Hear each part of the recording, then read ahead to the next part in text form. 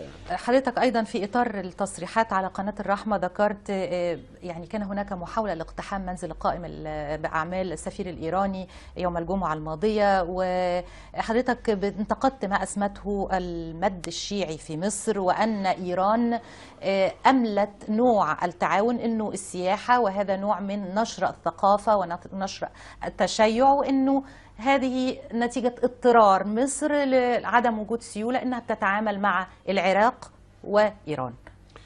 أولا كمبدأ محكم، كون ناس تروح عند بيت واحد تتعرض له بالطوب والحجارة، هذا كلام لا يقبله شرف ولا دين ولا خلق ولا سياسة. مفيش كده.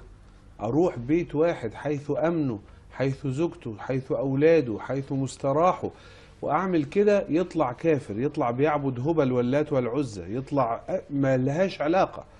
إنما أنا قد أذهب لأعبر عن موقف في مكان، إنما مش في البيوت. البيوت دي حرم آمن، هذا غير مقبول. هذا لا يفعله أبو جهل.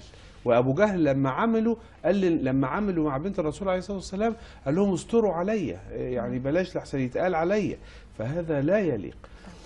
أما المد الشيعي فإحنا أمام، بالنسبة للوجهة المصرية، إحنا أمام توازن استراتيجي في سياستنا في المنطقة. إحنا عندنا مشكلات عربية، وعندنا مشكلات اقتصادية داخلية، وعندنا إيران. إيران تمثل مخاطر لا شك، تمثل اختلاف عقائدي، تمثل خطة لاستكمال وجودها في المنطقة، عايزة تذهب إلى مكان جديد، لأنها بعد ما واخدة من اليمن كده هلال داير لحد الشام وفلسطين ولبنان، محتاجة أيضا أنه جنوب فلسطين تبتدي تشتغل في هذه المنطقة.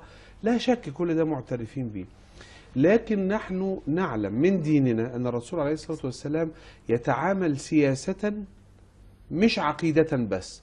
فإحنا من الناحية العقائدية ومن ناحية الخوف والحذر من مخططات الشيعة للتمدد في المنطقة والامتلاك عناصر القوة، لا شك ان احنا حذرين مضادين رافضين، لا نقبل، كل هذا وارد. انما فيما يتصل بانه الكلام ده بقى من الناحية السياسية يمنع التعامل، لا، احنا بنتعامل مع اليهود مع الأسف، بنتعامل مع الأمريكان، بنتعامل مع الملحدين والسوفييت، فده تعامل سياسي. قد تكون مصر طب ما الفاطميين كانوا شيعة وحكموا مصر، ما هو طبعا ما نشروش التشيع في مصر. ازاي؟ الازهر ما انشئ، الازهر وبعدها بقى سني منها. الله يبارك فيك. يعني قصدي اقول ان الشعب المصري لم يتشيع طبعا، والشعب المصري لن يتشيع. انت حضرتك فاكره احنا خايفين من التشيع؟ لا لا لا، مش خايفين من التشيع. لا انا خايف من حاجه تانية بس هقولها. اتفضل. ايه اللي احنا خايفين منه؟ الناس البسطاء اهالينا الطيبين اللي بيروحوا يزوروا مثلا الحسين والسيده نفيسه التبرك بالاضرحه، يعني لما هيشوفوا النموذج اللي جاي هيتعلموا منه انه ده نوع من التعبير عن العاطفه تجاه آل البيت. مع الوقت الثقافه دي تعمل فساد، وقد يصل الى شيء من التشيع. انما لا شك ان الشيعه، انا شخصيا تعرضت لموقف سنه 81 في المسجد الحرام، انه حد حاول يتكلم معايا بهذا المعنى، واداني تردد الاذاعه الايرانيه التي تبث باللغه العربيه لاهل مصر. التشيع امتداده في مصر، الازهر كانت انشئ اصلا لنشر المذهب الشيعي. فدي وده شيء مشروع، هم حرين ينشروا اللي هم ان شاء الله ينشروا كفر، افرضي كافر عايز ينشر كفر، انما انا ايضا لازم احصن وامنع وافهم. وانا احسب على الايرانيين مع الاسف انه انا بحسبها عليهم ولازم دي تتبروز. هو انت لما تيجي تحب تساعد مصر في محنتها الاقتصاديه تبتدي باشتراط السياحه الشيعيه؟ ما تشتغل في مجال آخر. قيل إن السياح اللي ذهبوا إلى الأقصر كانوا يعني كانوا متبرجات، وكانوا يعني ما هماش متشيعين، وراحوا يزوروا المعابد الفرعونية، يعني ما راحوش. سمعت أنا الراجل اللطيف بتاع وزارة السياحة كان لطيف جدا، يقول لا والله دول ستات لابسين شورتات وبيشربوا خمرة وآخر جمال، ممتازين يعني حاجة.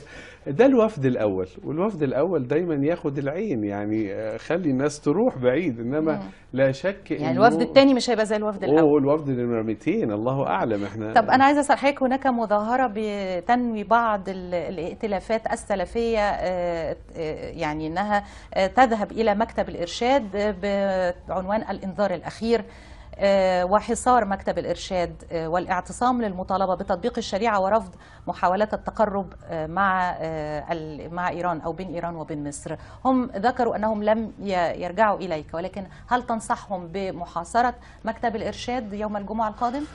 لا طبعا. أولا أنا الحقيقة معلوماتي مع الأسف، وده قد يفاجأ به الناس، بس معلوماتي عن الجانب السلفي أو قليلة جدا، يعني ما مش متابعها أو الجانب السلفي السياسي مع الأسف.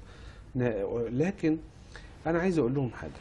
الرئيس قد يرى أنه محتاج لفترة زمنية ذكية.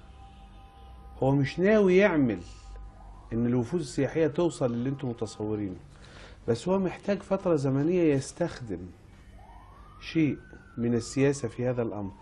مفيش داعي بسرعة نعمل ردود فعل وإحنا مش عارفين ما هي خطته، إنما نحن ننبهه من باب النصح والوعي، وجايز يكون هو أوعى منا للمعاني دي. فإذا ما وجدنا إن الأمر تجاوز لدرجة إنه فعلا ما بقاش كلام أو استخدام سياسي، وإنما على أرض الواقع بدأت المخاطر، نتحرك سياسيا. إنما أنا أتحرك حركة قوية جدا جدا جدا جدا على عمل قليل، مش دي السياسة.